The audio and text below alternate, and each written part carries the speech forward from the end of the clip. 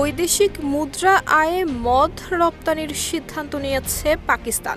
দেশটির মুসলিম সমাজে অ্যালকোহল নিষিদ্ধ হলেও এবার তা বিদেশে বিক্রি করতে পারবে পাকিস্তানের মুররি ব্রিওয়ারি।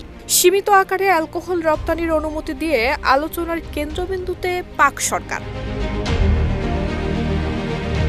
অন্যদিকে সরকারের এই সিদ্ধান্তের ফলে উৎপাদন বাড়ানো এবং কারখানা সম্প্রসারণের পরিকল্পনা নিয়েছে মুররি ব্রিওয়ারি। কর্তৃপক্ষ বলছে, রপ্তানি শুরু হলে বাড়বে বৈদেশিক মুদ্রা আয়, তৈরি হবে কর্মসংস্থানের সুযোগ।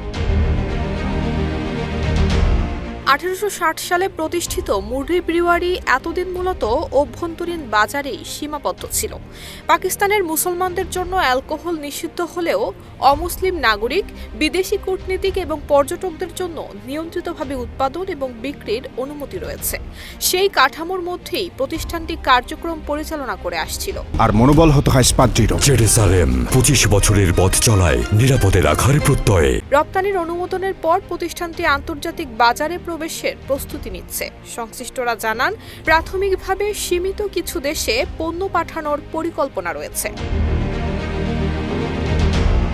বিশ্লেষকরা বলছেন, চলমান বৈদেশিক মুদ্রা সংকটের মধ্যে নতুন রপ্তানি খাত হিসেবে এটি সরকারের জন্য ইতিবাচক হতে পারে। তবে এই সিদ্ধান্ত ঘিরে ধর্মীয় এবং সামাজিক মহলে উঠেছে জোর আপত্তি।